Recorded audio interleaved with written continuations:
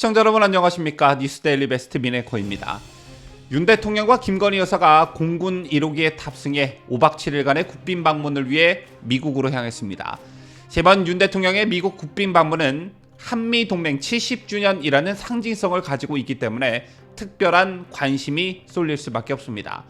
여기에 더해 미국과 중국 그리고 미국과 러시아의 갈등 격화 속에 윤석열 대통령이 중국과 러시아를 동시에 겨냥한 날선 발언을 내놓으면서 그간 한국 외교가 유지해온 전략적 모호성에서 완전히 벗어났다는 평가를 받고 있고, 이번 한미 정상회담이 그 출발점이 될 것이라는 예측 때문에 이번 한미 정상회담에 관심이 쏠릴 수밖에 없는 것인데요.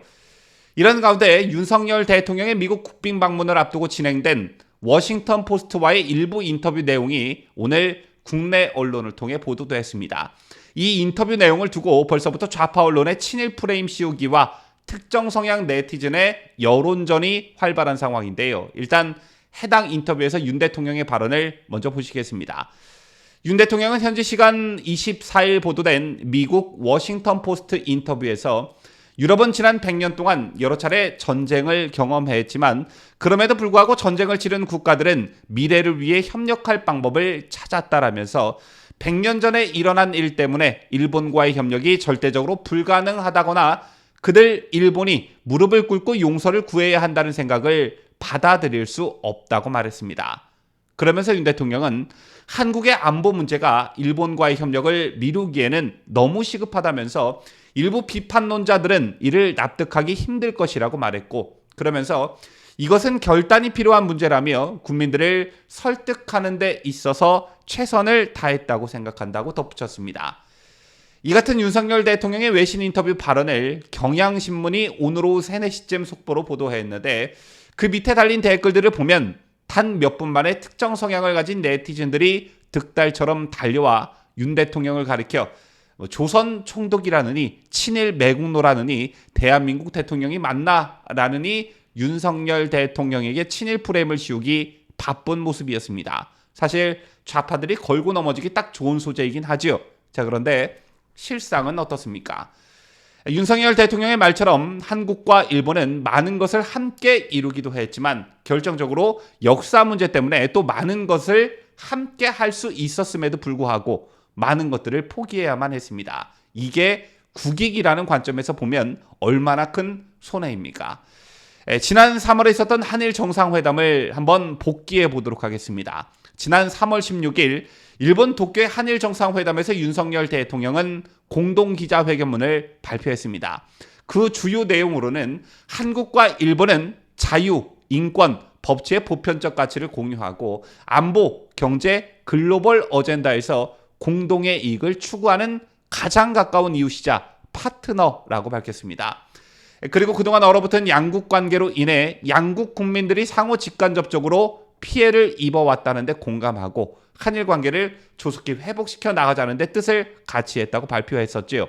또한 양국이 긴밀히 소통한 결과 우리 정부가 발표한 강제징용 해법을 계기로 양국의 미래지향적인 발전 방향을 본격적으로 논의할 수 있는 토대가 마련됐다라고 했고, 그러한 차원에서 한일 미래 파트너십 기금을 설립하기로 합의했습니다. 한 가지 아쉬웠던 대목이 일본의 직접적인 사과가 없었다는 점이었지만 1998년 김대중 오부치의 공동선언 정신을 발전적으로 계승함으로써 양국 간 불행한 역사를 극복하고 한일 간 협력의 새 시대를 여는 첫걸음을 내딛는다고 했습니다.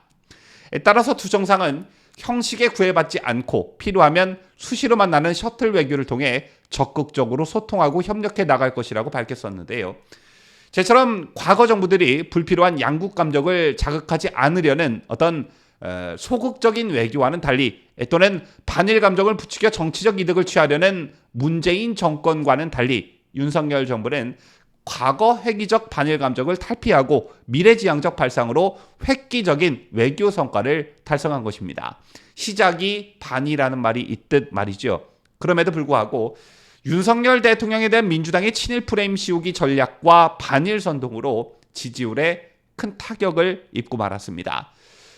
우리 국민들 입장에서는 윤석열 대통령의 대일 정책 방향이 시의적절한 미래지향적인 첫걸음으로 공감할 것인지, 아니면 반일 감정을 다시 되살리고 죽창가에 동의해야 할 것인지 매우 혼란이 올 수도 있었을 것입니다.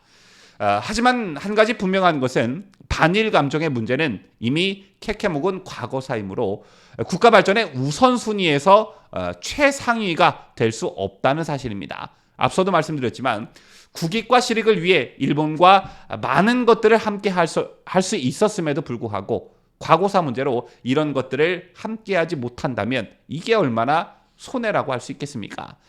따라서 윤석열 정부의 대일 외교 정책과 오늘 워싱턴 포스트와의 인터뷰 발언 취지는 반대를 위한 반대를 좀 탈피하고 대승적으로 큰 틀에서 또 한 단계의 국가 발전 비전으로 승화시켜야 한다는 어떤 발상의 전환을 국민들께 호소한 것이다. 저는 이렇게 평가하고 싶고요. 오늘 굉장히 의미 있는 여론조사 결과가 하나 있었습니다. 우리나라의 미래를 짊어지고 갈 2030 세대를 대상으로 한 여론조사였는데요. 2030 세대 10명 중 9명은 중국에 대해 비호감을 느낀다는 여론조사 결과가 나왔습니다. 보통의 여론조사 결과는 이처럼 원사이드하게 나오는 경우가 거의 없는데 무려 중국에 대해 비호감을 느낀다는 2030 세대가 91%에 달했다는 건데요. 쟤는 북한 88%보다 더 높은 수치였습니다. 특히 중국과 북한에 대한 부정적인 인식은 이념, 성별, 지역과 상관없이 강한 것으로 나타났습니다.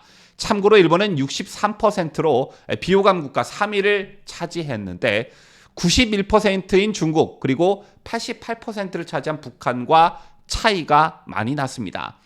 반면 미국에 대해서 호감이 간다가 67%로 다른 3국에 비해 월등히 높았는데요. 제 밖에 미국, 중국, 북한, 일본 이 4개 국가가 우리나라 안보에 미치는 영향을 묻는 설문에는 위협이 된다는 응답이 북한 83, 중국 77 순으로 나타났습니다.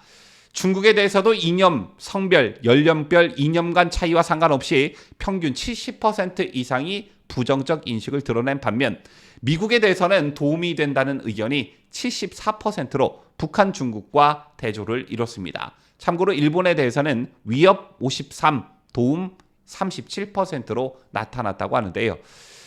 이 같은 2030 젊은 세대들의 인식이 무엇을 의미하는 거겠습니까? 무엇보다 이른바 윤석열 정부가 추구하는 이른바 가치동맹, 가치외교와 맥을 같이 한다고 볼 수 있는데요.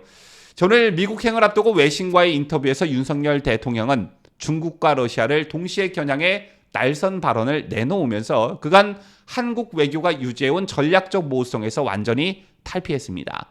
아무리 강대국이고 우리나라와 인접해 있는 국가이고 경제 교류가 활발하다고 할지언정 가치를 공유할 수 없는 나라와는 확실한 선을 긋겠다는 전략적 모호성 탈피, 이게 2030 세대들 생각과 맞아떨어지고 있다는 점입니다. 따라서 한일 정상회담을 기점으로 민주당과 좌파들의 친일 프레임 파상 공세, 그리고 이제 막을 올리는 한미 정상회담과 관련한 민주당의 정치 공세에 굴하지 말고 대한민국이 마땅히 가야 할 길을 당당히 굳건히 걸어라. 그게 미래 세대를 위한 길이다 라는 점을 윤석열 대통령이 좀 더 확고히 하고 자신감을 가졌으면 좋겠다는 바람을 가져봅니다. 지금까지 저는 자유대한민국을 소화하는 뉴스데일리 베스트 민앵커였습니다.